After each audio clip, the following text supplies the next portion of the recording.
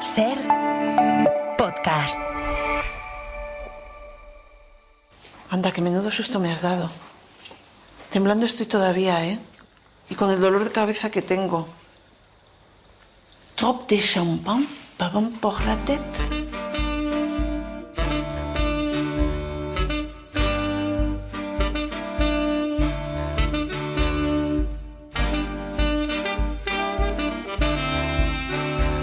Yo quiero ir a Marseille con mi primo. ¿Me ayuda? Claro, por supuesto. Tú no te preocupes. ¿Cuándo? Pues no sé, cuando se pueda. El cine en la Ser con Pepa Blanes. Qué majas son Elena Manrique y Sonia Barba, directora y actriz protagonista de Fin de Fiesta. ¿Cómo estáis? Pues muy felices, estamos aquí de turné de comediantas por toda España. Bueno, ya empezasteis un poco en Seminci. Sí. Además, sois una pareja que da muy bien las entrevistas juntas, con lo cual es muy fácil hablar con vosotras a la vez. Esto es maravilloso. Estáis coordinadas. Sí, es que nos entendemos bien. Sí, hablamos un mismo lenguaje, Elena y yo, sí. Es fácil, nos lo pasamos muy bien. Bueno, Elena ha sido productora durante muchísimos años, ha producido peliculones del cine español y ahora de repente debuta en la dirección Nobel con Fin de Fiesta, la película que protagoniza Sonia. ¿En qué momento dices, aquí, esta es mi historia? Uy, qué golpe le he dado, me lanzo a la piscina. ¿Y cómo encuentras a Sonia? Vale, yo no llego a ser directora porque un día me levanté de la cama y digo, ¡ay, voy a ser directora! Había hecho muchísimos cortos, había hecho de hecho una película de 50 minutos dentro de un proyecto, no sé si os acordáis, Little Secret Film, sí, que fueron 10 películas autofinanciadas, que dijimos, mira, si los daneses tienen un manifiesto y un dogma, nosotros hacemos Claro, que el estaba nuestro. Jordi Costa. Sí. Estaba Jordi Costa, estaba Carlo Pardial, Pablo Maqueda, Alex Cinéfilo. Y había dos chicas, Jimena Subadú y yo, en la primera edición. En la segunda edición, que había dinero, no nos llamaron a ninguna. ¡Qué raro! Qué cosas que cuando hay dinero desaparecen las mujeres. ¿Verdad? No, es la primera vez que pasa. Que además yo monté un pollo bastante potente. Jimena, como es tan educada, pues no se atrevió, pero yo escribía Universal. Y bueno, escribía El País, escribía a todo el mundo diciendo, la indiferencia es peor que la discriminación, no se interesa nunca el trabajo de las mujeres. Totalmente. Y bueno, y yo creo que también fue un momento pre-Me Too y fue, claro, es que esto fue hace 12 años, que fue justo en la frontera. Y entonces en este proyecto que hice, en este Little Secret Film, que se llamaba Cinema Verité Verité, porque era todo verdad, una DJ que se le perdía la maleta, la protagonista era una DJ, no se le perdía la maleta, pero se la había perdido hacía un mes, que era cuando yo la había conocido. Pues me falla una actriz y aparece Sonia de Barcelona y entonces pues ahí surge algo que yo, cuando estoy escribiendo este guión 10 años después, se me aparecía en sueños, como un fantasma. Sonia de Barcelona. Se me aparecía en sueños. O sea, yo estaba escribiendo el personaje y veía su cara o escuchaba su voz y digo, me está poseyendo. Y así fue. Sí, y el demonio poseído. Sí. Es que lo de Cinema Verité fue muy divertido. Porque el personaje que yo hacía, que era muy pequeñito, éramos unas amigas de la protagonista, que éramos las enzarpadas, ¿no? Porque llegábamos allí y montábamos una fiesta, o sea, sacábamos lo más grande encima de la mesa y empezábamos a darlo todo. A darlo todo, sí. Y entonces el personaje mío hacía ver que o sea, que a ella le confundían por la calle con Ornella Muti y que ella no tenía la culpa, que o sea, que fue una cosa loquísima, y yo me lo pasé muy bien. Y me quedé como con muchas ganas de hacer más cosas con Elena, porque yo no tengo una trayectoria dentro del audiovisual, ¿no? Y entonces, claro, cuando estás fuera y piensas, ¿con quién me gustaría trabajar? Y yo vi que con Elena me encantaría, porque era como en plan, wow, nos entendemos muy bien. Me gusta mucho cómo está esta mujer, así todo, cómo nos dirigía y todo. Y fíjate, 10 años después me llama y me dice que tiene un personaje para mí. Me quedé muerta, fue como, ¡ah! ¿En serio, de verdad, Elena? Y bueno, tengo que decir que Sonia fue una campeona, porque claro, yo no podía arriesgar que la protagonista de mi primera película no lo diera todo. Entonces era un riesgo muy grande. Mis productores lo entendieron y ella, como una campeona, hizo 34 sesiones de casting. Wow. que era como una pantalla de videojuego, ¿no? Has pasado la primera, pues ahora vienen los zombies malos y tienes que pasar la siguiente. Y ahora más triste, y ahora más enfadada, y ahora con tus compañeras de reparto, y ahora no sé cómo, y ahora hazte la borracha, y ahora hazte no sé qué, y ahora no te hagas nada. Bueno, es que fue lo primero que me dijiste. Cuando me llamaste me dijiste, quiero que seas tú, pero creo que no va a poder ser, porque ya sabes cómo es esto y que acabe siendo es muy difícil, pero no te preocupes que si no te doy una amiga. ¿Yo una amiga? No. La amiga soy yo. Ya cuando me pasó el guión y vi quién era Carmina, dije, no, Carmina soy yo. O sea, Carmina tengo que ser yo. Y sí, y los castings yo me lo pasaba muy bien y además... Yo qué sé, este entusiasmo de ver este personaje así tan grande, tan poliédrico, con tantos colores, tan bonito, tan chocolate con churros, como yo digo. O sea, no es un caramelito, es un chocolate con churros, Carmina. Es una barbaridad. Me encanta eso. eso. Es sentarte y ponerte a disfrutar, pero a lo grande, sí. Y pese a toda la experiencia previa, haber dirigido cortos, mediometrajes, sí que nos decías en Seminci que al dar este paso sí que habías tenido que lidiar con esto del síndrome del impostor. ¿Cómo ha sido ese proceso? Sí, la verdad que sí, que fue... Y bueno, creo que incluso llegué a deciros que creo que el síndrome de la impostora es incluso más tremendo, o me parece a mí, claro. Fue difícil al principio, no fue tanto en el proceso de financiar la película, pero justo antes de ir a Seminci y antes de ir a Toronto, yo estaba muerta de miedo, pero muerta de miedo nivel, o sea, que tenía sueños como que iba por la calle y la gente me tiraba piedras, o sea, este tipo de sueños absurdos, estos sueños que también no había vuelto a tener desde que era adolescente, ¿sabes? Estos sueños que estás de repente en un concierto y que estás desnuda. Sí. Que eso tiene mucho que ver con las inseguridades. De repente digo, ¿pero qué hago soñando a mi edad? Que estoy en un concierto. ¿Qué hago desnuda en la Seminci? Exactamente. ¿Te imaginas recoger el Pilar Miró? Os preguntaréis qué hago aquí desnuda. Sí, empezó. Pero bueno, poco a poco Toronto fue muy bueno porque me validó. Seminci fue una experiencia increíble. Además, mira, ahí también congeniamos muchos directores. Nos hicimos muy amigas pues de Mar, de Carles Márquez, con el que veníamos de Toronto, que le hemos adoptado, es como nuestro hermano pequeño. Sí, nos queremos mucho y la verdad que fue una experiencia muy bonita. Y bueno, pues a partir de ahí ha ido todo muy bien. Entonces nosotras estamos muy contentas, sobre todo porque, claro, yo no tengo mucho tiempo para hacer una carrera de 40 películas. Me da igual si hago 3, 2 o 4. Pero quiero mi carrera. Sí, y me siento bien, ¿sabes? Me siento bien, no voy a hacer cualquier cosa, no quiero estar obligada a tener que hacer una película. Tengo la suerte de poder tener mi otro trabajo como productora ejecutiva. Entonces los proyectos que haga los quiero escoger muy bien y me lo quiero pensar muy bien porque prefiero una carrera corta pero elegante. Como esta película, que es, tiene una duración perfecta y además es una película elegante que habla de temas difíciles, que se mueven lo políticamente correcto y lo incorrecto. No sé qué miedos había a la hora de enfrentarse a eso, cómo se trabaja esa línea para ser siempre elegante jugando con estereotipos y con temas muy dolorosos a veces también. Me costó. Yo estuve prácticamente 2 años, dándole vueltas al guión. Estuve en un taller de guión del programa Media en Grecia, que tuve la suerte de tener un tutor maravilloso, porque yo no quería que esto fuera una parodia, ni quería pasarme de nada, ni de lista, ni de tonta, ni de graciosa, ni de cruel, ni de absurda. Y entonces es verdad que era un tema complicado, entonces lo trabajé muchísimo. Es verdad que soy muy pesada y soy muy cinéfila y me vi muchísimas películas de muchísimas partes del mundo. Y luego, evidentemente, el proceso de montaje, ay amiga, cuando llegué a montaje, eso fue terrorífico. La primera, cuando yo llegué a montaje, solo tardé una semana entre terminar rodaje y mi montaje porque la ansiedad me podía. Entonces, claro, el montador, él me había ido mandando las secuencias montadas.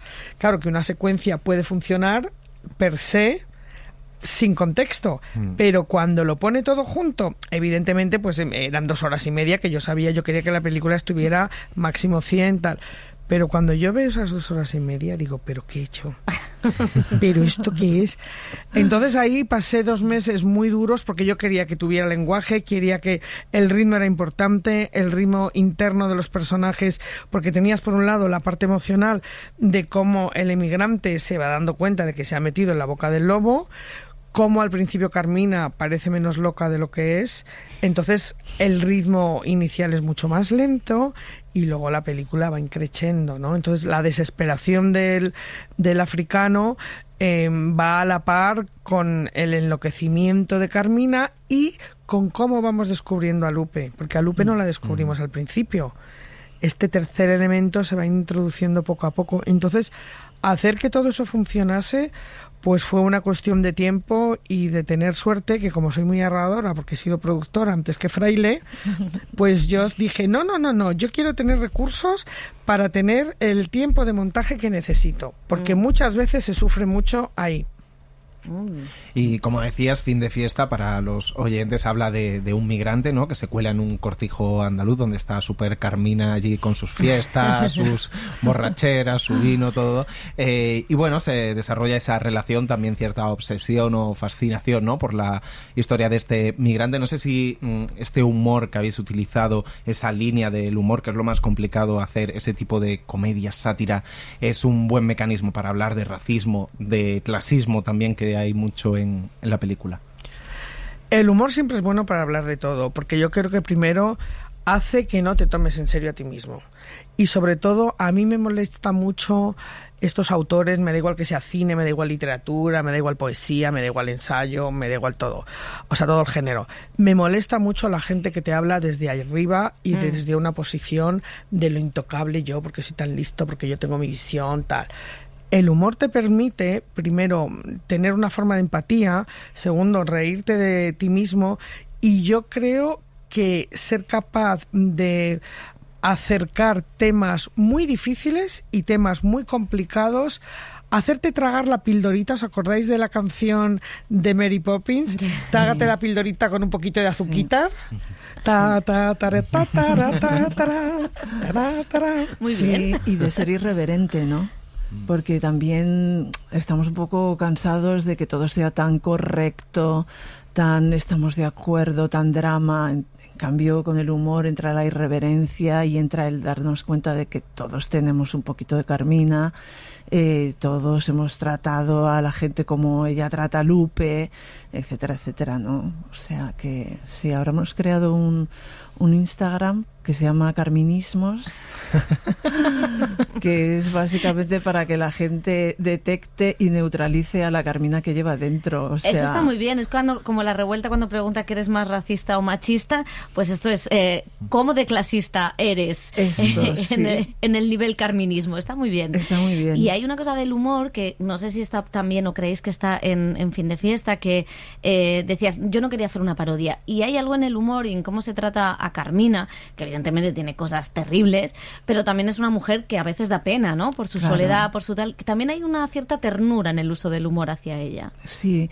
y es que Carmina tiene un punto tierno también, fíjate que parece mentira, pero yo cuando trabajaba la interpretación de Carmina, el papel y todo esto, era como que yo quería a Bilal, me parecía muy mono, muy cookie, muy, o sea, y me despertaba sentimientos de cariño realmente, y que de repente desapareciera, pues realmente me volvía loca, pero iba más allá del egoísmo, o sea, había un punto como de ternura, de no sé, hasta de un cierto enamoramiento por esta cosa que no entendía la belleza de este ser, ¿no?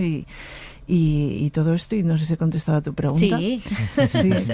Pues sí, es que sí tiene un punto tierno, es verdad, sí. Bueno, es que yo creo que también el hecho de que ella esté tan sola y de que... Porque lo que tiene Carmina es que ella es todo verdad, para bien y para mal.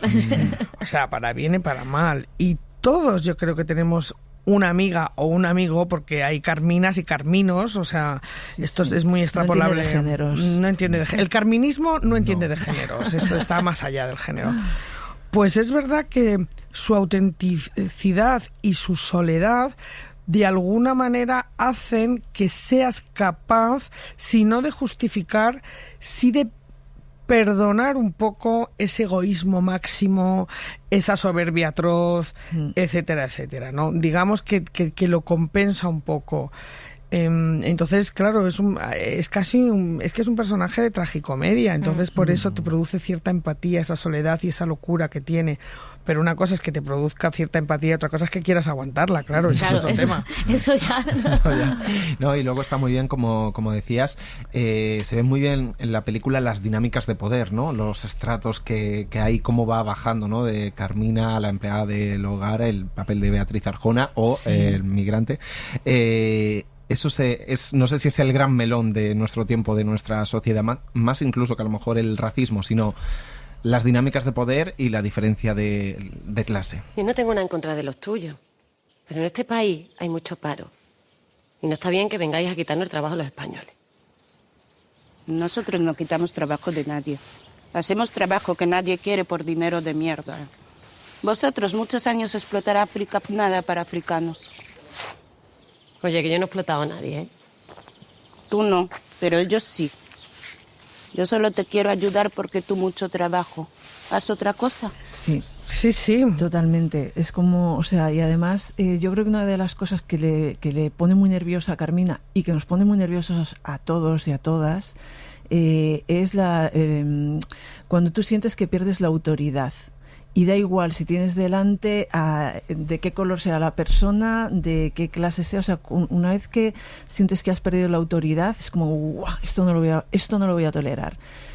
¿Pero esto qué es? Estamos locos. O sea, estas autoridades impuestas, absurdas, que no hacen nada más que mal al otro y a ti. Porque si tienes dos dedos de frente, luego te sientes fatal y dices, Dios mío, ¿qué he hecho?, ¿no? Entonces sí, es esta cosa como que es muy clasista de no, tú tienes razón porque tú has nacido con unos privilegios, tú has nacido, o sea, lo que tú dices va a misa y lo que dice el otro no vale para nada. Perdona, cariño, ¿por qué? Porque tú te llamas, tienes un apellido compuesto, pues lo siento, pero no.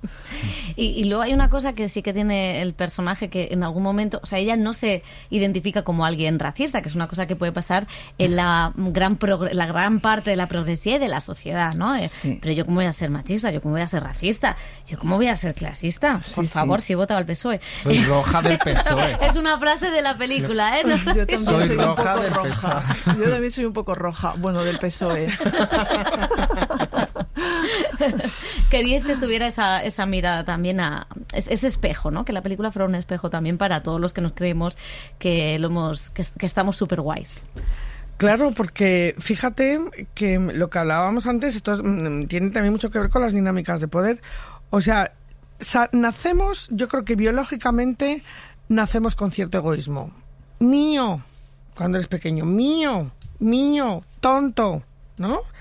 Y se supone que en el progreso y en una sociedad civilizada lo que vamos haciendo es domesticando ese animalillo que llevamos dentro, porque sabemos que solamente si somos solidarios y vivimos en una tribu equilibrada, porque nos necesitamos el uno al otro, pues al final funcionaremos mejor como tribu, como sociedad, bla, bla, bla. Eso está claro.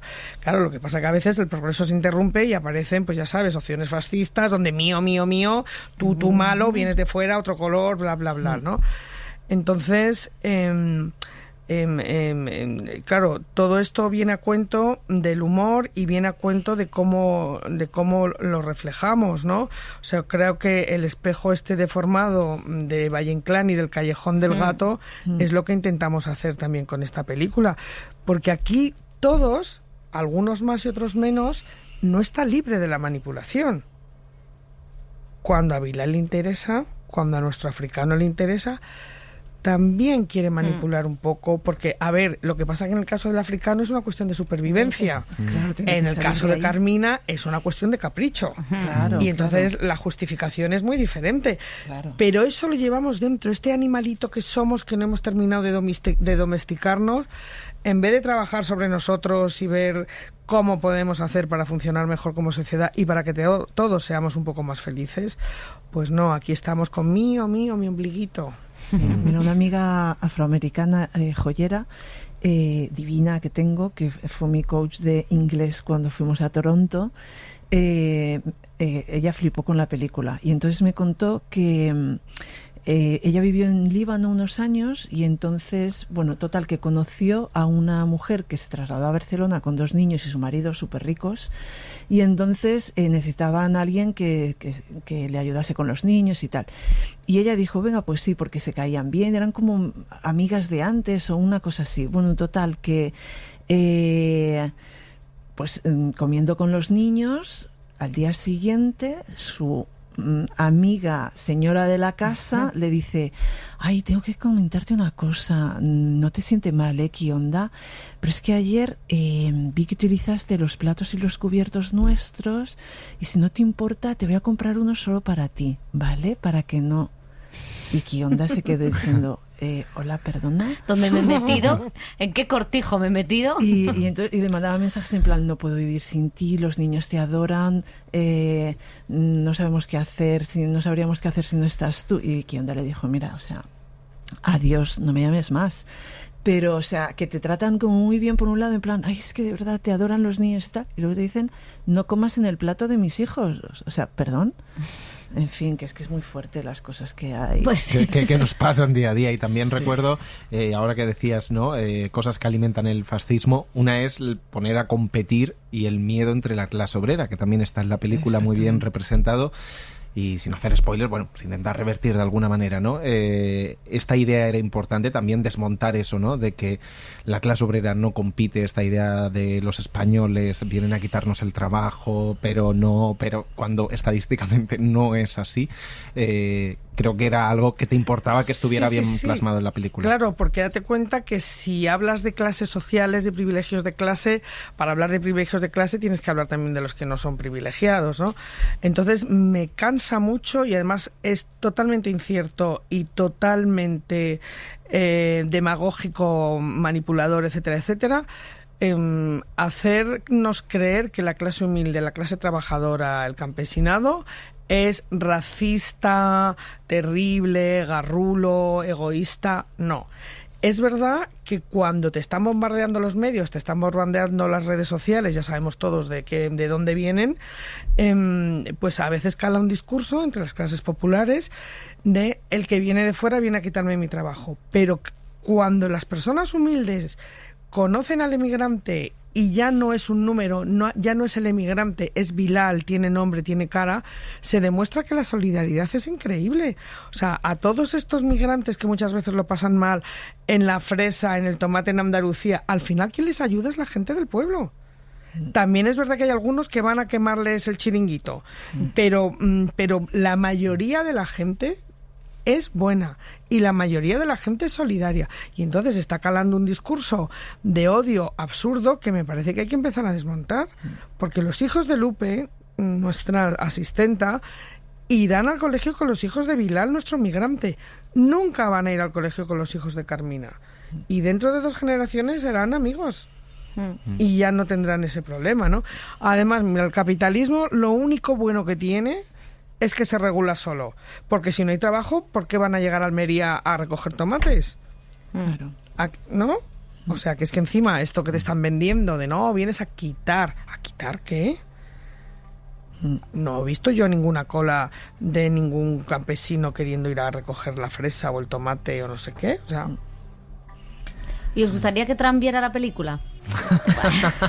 Mira, a mí me encantaría atar a una silla a Elon Musk, a Trump, a Putin y a Netanyahu y ponérsela en plan la naranja mecánica mientras me hago pis en su cara. Con los ojos así abiertos.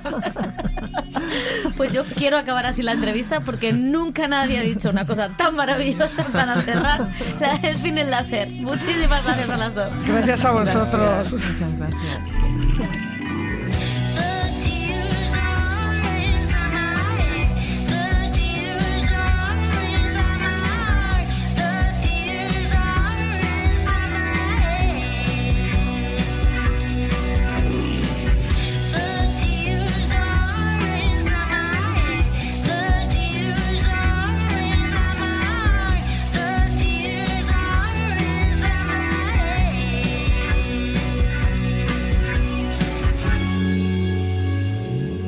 Suscríbete a El Cine en la SER. Escúchanos en directo en la SER los sábados a las 7:30 de la mañana y los domingos a las 3 de la madrugada. Cadena SER. La radio.